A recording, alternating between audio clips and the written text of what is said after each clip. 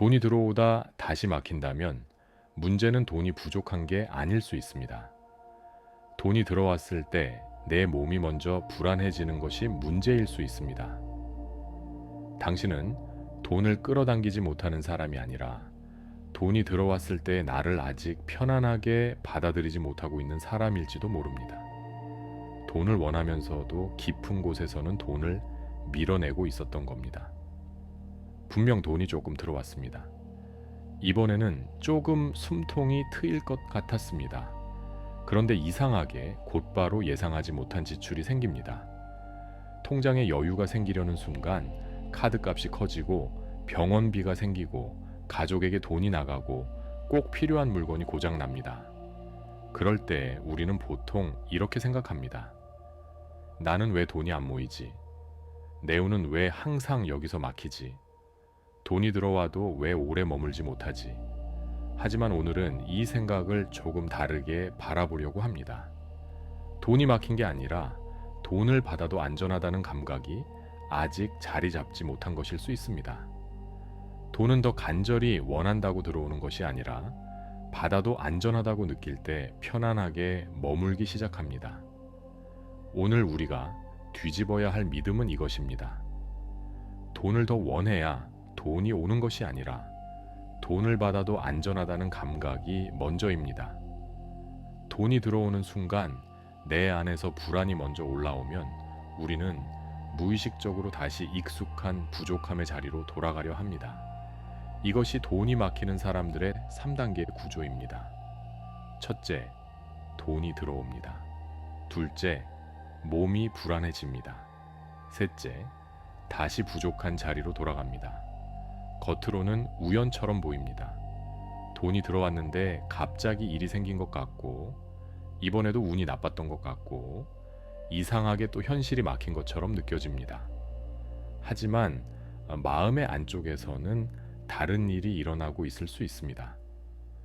돈이 들어오는 순간 몸이 먼저 과거의 불안을 기억하는 것입니다.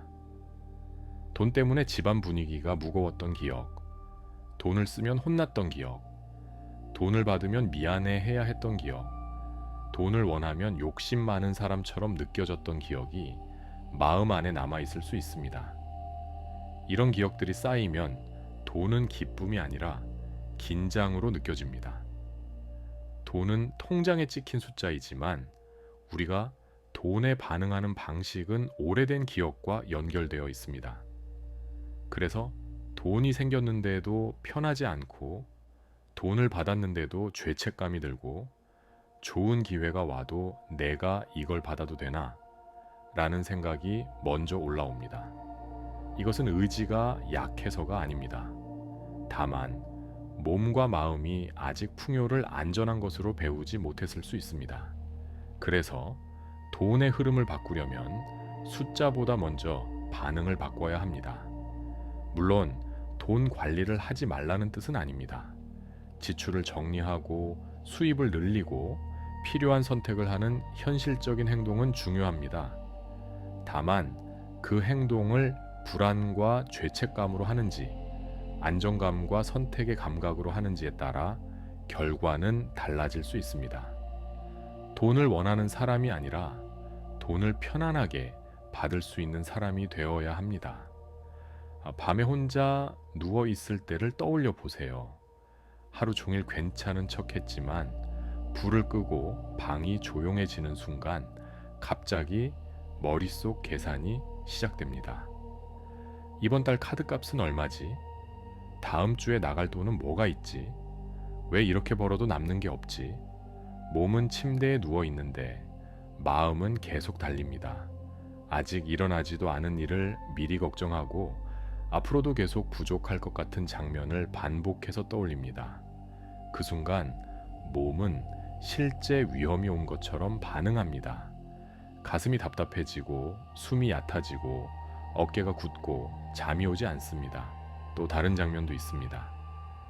통장을 확인했는데 생각보다 돈이 조금 들어왔습니다. 순간 기뻐도 될 것 같지만 곧바로 이런 생각이 올라옵니다. 이 정도로는 부족해. 어차피 곧 나갈 돈이야. 좋아하면 안 돼. 방심하면 또 무슨 일이 생길 거야. 돈이 들어왔는데 마음은 쉬지 못합니다. 돈을 기뻐하기도 전에 돈이 나갈 일을 먼저 걱정합니다. 이때 내면은 이렇게 배웁니다. 돈은 편안한 것이 아니구나. 돈은 기쁨이 아니라 긴장이구나. 돈이 생기면 곧 무슨 일이 터지는구나. 그래서 작은 여유가 생겨도 스스로 그 여유를 허락하지 못합니다. 좋은 제안을 받아도 부담부터 느끼고 누군가 도와주겠다고 해도 괜찮다고 물러섭니다. 받을 수 있는 순간에 받지 못하고 편안해질 수 있는 순간에 다시 긴장합니다. 이 감각이 반복되면 우리는 돈을 원하면서도 돈을 편안하게 머물게 하지 못합니다.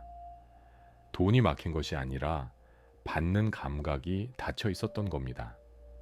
그러니 오늘부터는 돈을 더 세게 잡으려 하기 전에 내 안의 안정감을 먼저 회복해 보셨으면 합니다. 돈을 다시 흐르게 하는 3단계는 단순합니다. 첫째, 돈 앞에서 올라오는 감정을 알아차리는 것. 둘째, 돈을 받아도 안전하다고 몸에 알려주는 것. 셋째, 작은 돈부터 편안하게 받는 연습을 하는 것. 통장을 볼 때 마음이 조급해진다면 바로 판단하지 말고 멈춰보세요. 또 이러네. 나는 왜 이럴까? 이렇게 자신을 몰아붙이기 전에 가슴에 손을 얹고 천천히 말해보세요. 지금 나는 불안을 느끼고 있습니다. 그 다음 코로 천천히 숨을 들이마시고 입으로 길게 내쉽니다. 한 번 더 들이마시고 길게 내쉽니다. 그리고 이렇게 말합니다. 하지만 이 불안이 나의 전부는 아닙니다. 나는 지금 여기에서 다시 안전해질 수 있습니다. 불안을 없애려 하지 않아도 됩니다. 억지로 괜찮은 척하지 않아도 됩니다. 그냥 알아차리는 것입니다. 아, 나는 돈이 들어와도 불안해지는구나. 아, 나는 받는 것이 아직 어색하구나. 이렇게 알아차리는 순간 무의식적인 반복에 작은 틈이 생깁니다. 그 다음에는 짧게 말해보세요. 나는 돈을 편안하게 받아도 됩니다. 나는 풍요를 안전하게 허용합니다. 처음에는 어색할 수 있습니다. 마음속에서 반박이 올라올 수도 있습니다. 괜찮습니다. 그 반박까지 알아차리고 다시 숨을 내쉬면 됩니다. 큰 돈만 기다리지 마세요.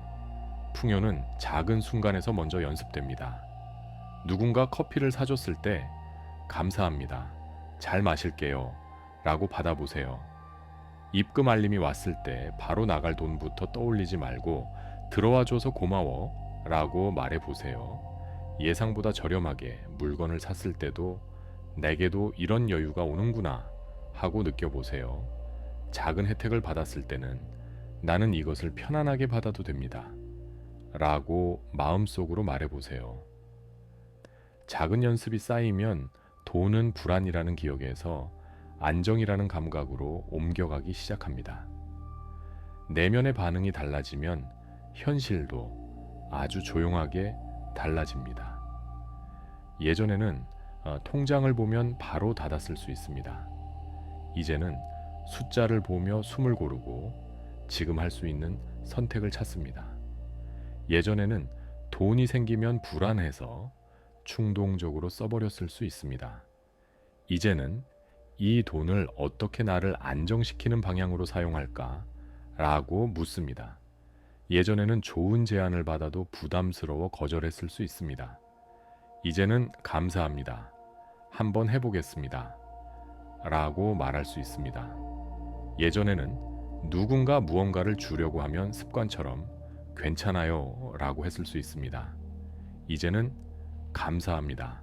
받을게요 라고 말할 수 있습니다. 이 작은 말투의 변화가 현실을 움직이기 시작합니다. 내면이 바뀌면 말이 바뀝니다. 말이 바뀌면 선택이 바뀝니다. 선택이 바뀌면 행동이 바뀝니다. 행동이 바뀌면 관계와 돈의 흐름도 달라집니다. 현실화는 눈을 감고 바라는 것에서 끝나지 않습니다. 내가 돈 앞에서 어떤 사람이 되는지가 현실을 바꾸기 시작합니다.